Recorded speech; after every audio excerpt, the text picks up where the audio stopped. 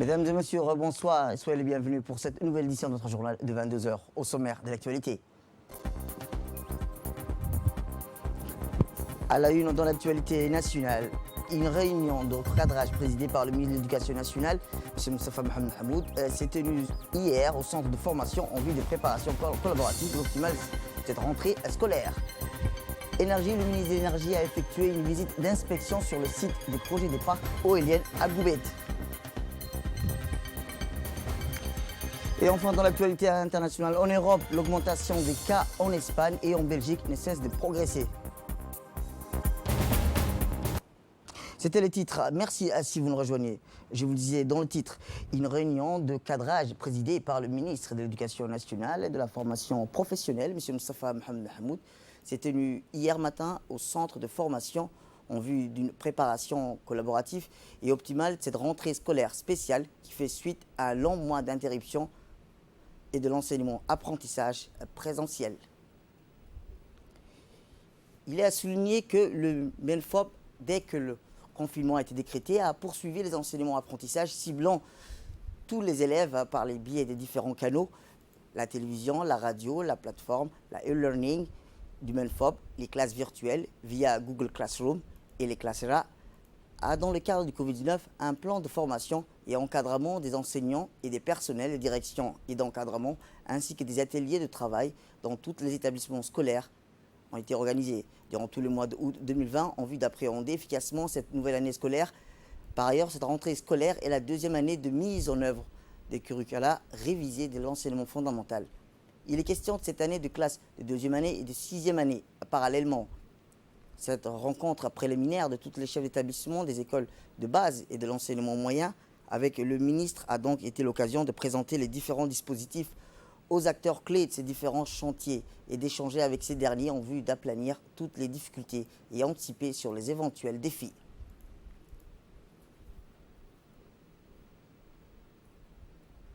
Le ministre de l'Éducation nationale et de la formation professionnelle a rappelé que des dispositifs seront ainsi mis en œuvre dès la rentrée en vue de la prévention du décrochage scolaire, des rémédiations en direction des élèves en difficulté d'apprentissage et d'un accompagnement personnalisé de ces derniers. De l'enseignement secondaire, comme vous le savez très bien, nous sommes en cette période de révision pour les élèves du baccalauréat, mais également les élèves d'anticipé qui passent leur anticipé. De l'autre côté, bien sûr, nous préparons, je pense que c'est le cas pour les directeurs des écoles et les principaux, nous préparons aussi cette rentrée 2020-2021.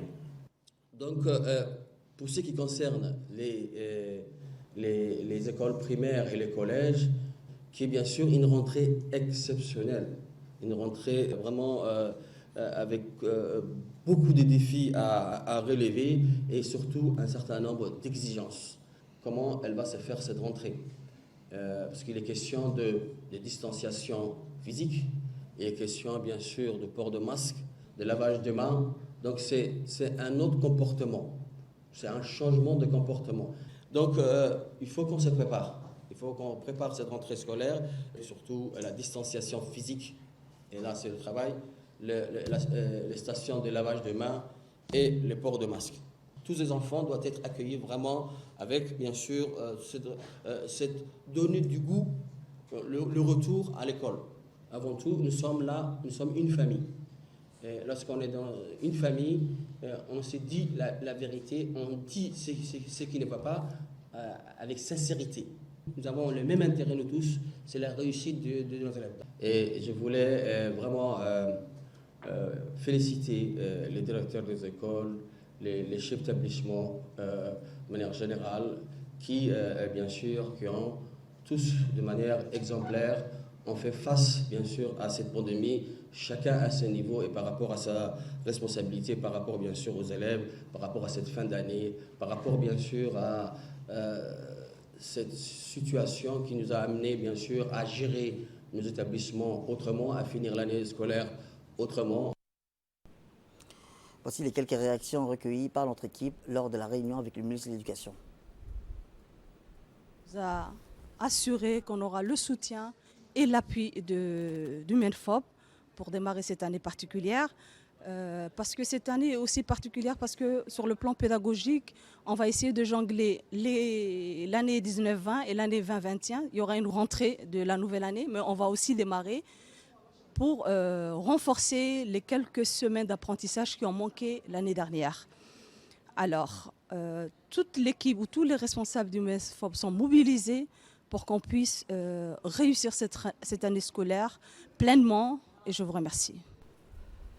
Direction Goubet, où le ministre de l'Énergie chargé des ressources naturelles, M. Younis Ali Guidi, accompagné d'une forte délégation de son département, a entamé hier une visite d'inspection sur le site du projet du parc éolien de Goubet afin de s'enquérir de l'état d'avancement des travaux de construction du poste de transformateur qui est un maillon clé de ce vaste projet énergétique. En effet, afin de pouvoir injecter l'énergie produite par ce futur parc éolien et les futures centrales géothermiques en cours dans le réseau national électrique, un poste transformateur et une ligne de transmission vers le poste existant de Djaban vont être construits sur financement djiboutien. Accueillis à son arrivée par le préfet de la région d'Arta et de Tadjoura, M. Mohamed Cheikhou et Hassan Dabalé, et les présidents du conseil régionaux d'Arta et de Tadjoura, Elmi Bouh, Goden et Omar Hussein Omar, en présence des locales et des notables de ces deux régions, le ministre a procédé aussitôt à l'inspection du site avec les explications concise du constructeur. Le ministre de l'Énergie chargé des ressources naturelles, M. Younis Ali Guidi, s'est réjoui de constater l'avancement des travaux de construction du poste transformateur entrés dans leur phase finale, et ce malgré les contraintes liées au Covid-19. Premier projet d'envergure en matière de production énergétique renouvelable en République de Djibouti. Ce projet qui sera mis en œuvre par le géant espagnol Siemens Gamesa Renewable Energy prévoit l'installation des éoliennes SG 330 et sur une superficie de 395 hectares au Goubet. Les turbines seront portées par des Mat-Tich et 150 mètres de hauteur.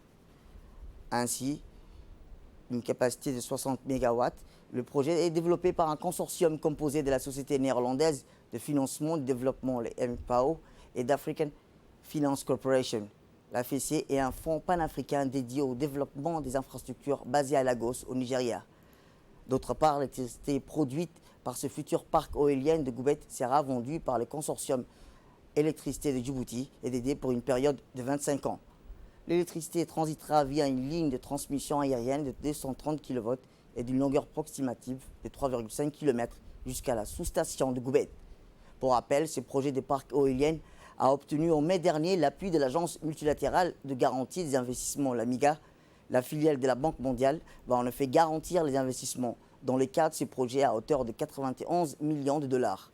Le projet permettra par ailleurs de débloquer 23 milliards de dollars francs Djibouti en investissement privé et créer beaucoup d'emplois directs pendant les opérations et environ 300 autres emplois durant la phase de construction début en 2019.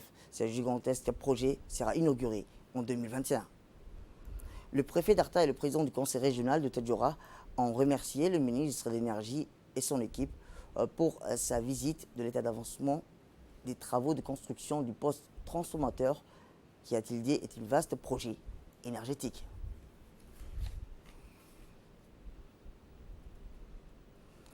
Selon le ministre de l'Énergie chargé des ressources naturelles, M. Younis Ali Guidi, ces projets qui s'inscrivent dans le cadre de la stratégie du gouvernement djiboutien pour développer les énergies renouvelables visent à offrir aux Djiboutiens une électricité abondante, à bas prix, accessible sur l'ensemble du territoire national et surtout propre. Le haut responsable politique a tenu à saluer à cette occasion le travail remarquable des jeunes ingénieurs djiboutiens qui, a-t-il dit, sont une valeur ajoutée à l'assurance de notre pays. Les projets énergétiques sont en cours. Les projets énergétiques sont en cours. Nous avons vu que la ligne d'interconnexion Djibouti-Goubet est presque finie. J'ai dit que sur les 169 poteaux qui devraient être posés et qui devraient être mis en place, 157 sont déjà opérationnels et mis en place et ont été construits. Ceci dit, nous avons essayé d'abord d'avancer et de dévancer aussi les projets que nous espérons, Inch'Allah, bientôt les projets éoliens avec les 60 MW, mais aussi les projets géothermiques qui seront au Goubet, au lac Assal. On n'a pas voulu faire les erreurs de certains pays, déposer d'abord les lignes, les projets énergétiques renouvelables avant les lignes électriques. Donc nous avons essayé de dévancer les projets même. Et ceci dit, la deuxième hypothèse est que le Goubet, nous savons très bien que c'est le milieu du pays. Nous sommes à 75 km pratiquement de Djibouti. C'est la deuxième interconnexion. Je veux dire, la première interconnexion était régionale avec l'Éthiopie. La deuxième connexion sera nationale. Nationale, nous voulons interconnecter du sud au nord.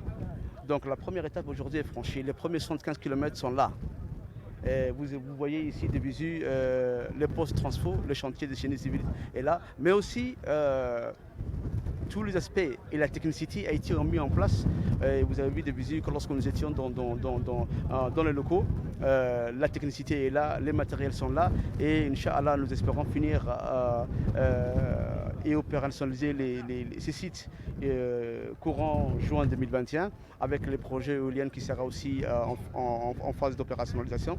Donc, je dis qu'ici, sur le site que nous sommes aujourd'hui, nous avons différents postes de transfo. Comme vous voyez, nous avons un poste transfo de 230 kV, nous avons aussi un poste transfo de 63 kV, mais aussi un autre poste de transfo de 20 kV. Et concernant l'évolution du Covid-19 dans notre pays, 480 tests ont été réalisés, 4 personnes sont détectées positives et c'est la raison pour laquelle nous retirons notre rappel sur la nécessité impérieuse de respecter les mesures préventives et les gestes barrières, à savoir le port des masques, le lavage fréquent avec du savon, éviter le regroupement de 10 personnes et enfin la protection des personnes vulnérables. Toujours dans l'actualité nationale, direction Ali Sebié où le show final du grand concours des chants des jeunes talents de Harare. À Ali Sebié, le grand concours des chansons des jeunes talents Harare s'est terminé hier soir par un grand show qui a eu lieu au gymnase du stade de haut niveau d'Ali Sebié.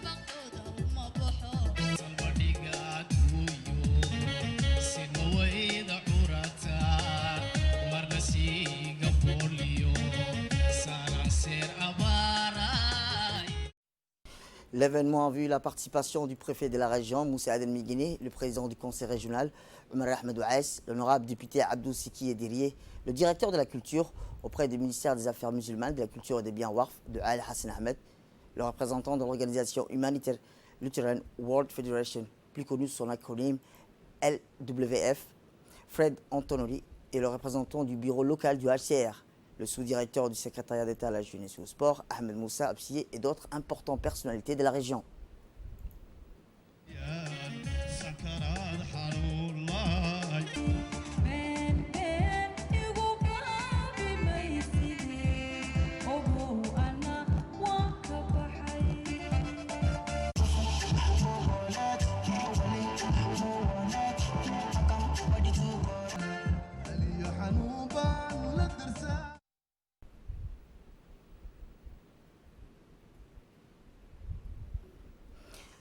La finale qui avait réuni hier soir 3 jeunes chanteurs dont une personne à besoins spéciaux et 2 chanteuses de la Voix d'Or. Le premier lauréat est Erdogan Mahmoud Roble. Et côté fille, la gagnante, elle s'appelle Hibo Roble Ouass. Rappelons que cette deuxième édition, ce concours avait débuté le 23 juillet dernier au siège du conseil régional de Aska. Ces rencontres avaient réuni en total 76 jeunes filles et garçons issus de la ville d'Ali Sebié, des villages de Holhol, de Ali Adé et surtout des camps de réfugiés. Elles sont conjointement parrainées par la préfecture, le conseil régional, le ministère des Affaires musulmanes, de la culture et des biens Warf, le NARS, le HCR, le LWF et sans oublier la radio-télévision de Djibouti pour la couverture médiatique, sachant que ce grand concours régional des jeunes talents au show musical des chansons en langue somalie a largement bénéficié de l'appui financier de l'organisation humanitaire. À Dikil, où les activités du projet de transformation des jeunes entrepreneuriats, plus connu sous l'acronyme Forge, une équipe composée de l'Agence djiboutienne de développement social et du Centre de leadership d'entrepreneuriat a sillonné les zones ciblées du projet dans la région de l'unité, à savoir le chef-lieu de la ville de l'unité, la localité de Asserela et la localité de Meloud. Les activités de l'équipe ont démarré par des prises de contact avec le préfet de la région d'Ikil, avec le président du conseil régional. Ces activités ont continué avec des réunions de prise de contact avec l'équipe forte de la sous-préfecture de Asserela et enfin, l'équipe a clôturé ses rencontres à Meloud en présence du sous-préfet. Pareillement, une réunion s'est tenue avec la sous-préfecture de Meloud et la sensibilisation d'échange avec les associations des jeunes, les associations des femmes, les élus locaux, les conseils des quartiers et les chefs des quartiers. L'objectif de ces rencontres était de leur exposer toutes les étapes du projet de sensibilisation, d'enseignement, ainsi faire un tirage au sort, la formation de 2 mois, concours de plan d'affaires et enfin l'accompagnement et du suivi. Et enfin répondre également à leurs préoccupations en matière des activités du forge. Ces projets financés, rappelons-le, par le Centre de leadership et de l'entrepreneuriat à hauteur de 2 400 000 francs, 400 000 dollars, a mise en œuvre par l'Agence djiboutienne de développement social pour une durée d'exécution de 3 ans. Le leadership et de l'entrepreneuriat s'inscrit dans le cadre du lancement des activités de projet Forge. Durant toute cette semaine, nous avons sillonné les zones d'intervention de projet au niveau de Dikil. On s'est rendu au niveau de la localité d'Al-Saala, de la localité de Mouloud et du chef-lieu de Dikil. Nous avons tenu des réunions de prise de contact avec le préfet de la région de Dikil, avec le président du conseil régional. Nous avons aussi tenu des réunions d'échange et d'information avec les jeunes, avec les femmes, avec les élus locaux, avec les conseils de quartier et avec les chefs de quartier. L'objectif du projet Forge est de favoriser l'émergence des petites entreprises. Nous comptons former 600 jeunes dans le domaine de la création d'entreprises, dans le domaine de la gestion d'entreprises et dans le domaine de l'estime de soi. In fine, nous souhaitons créer 100 petites entreprises. Les jeunes et les femmes qui souhaitent participer à nos formations peuvent s'inscrire au niveau des CDC de la région de Dikil. Et enfin, dans l'actualité nationale, les hommes du commissariat de police de Doralé ont capturé des voleurs qui ont volé, rappelons-le, des matériels de dernier cri composés de haut-parleurs, des écrans plats importés de Chine, des climatiseurs, imprimantes, des câbles électriques.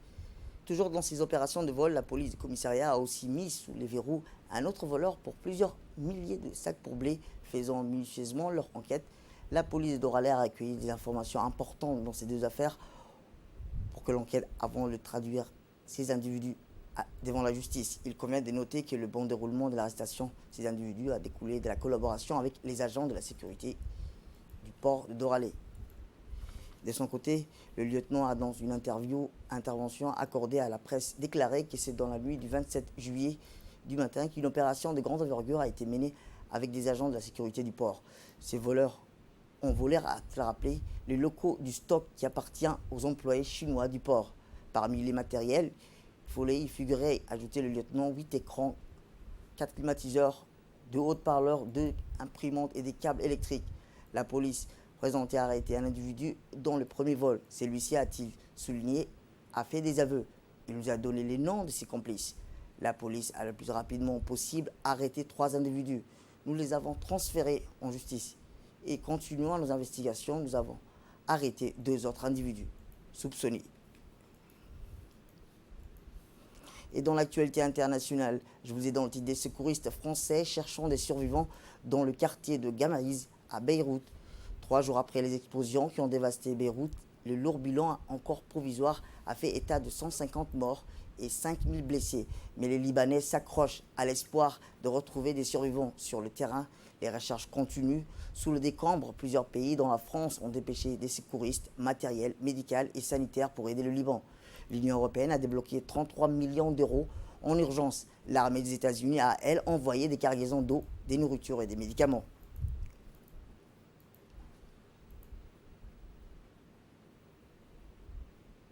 Et enfin, en Europe, des pays comme la Belgique ou l'Espagne observent une remontée de cas de Covid-19. Les uns et les autres font évoluer leur liste de pays qu'ils jugent sur ou non. La situation peut paraître assez illisible par les voyageurs, surtout dans cette période de vacances. L'Espagne signale jeudi la plus forte augmentation quotidienne du nombre d'infections depuis l'assouplissement des mesures de lutte contre la propagation du Covid-19. C'est la fin de cette édition. Merci à vous de nous avoir suivis. Restez avec nous pour la suite de nos programmes télévisés.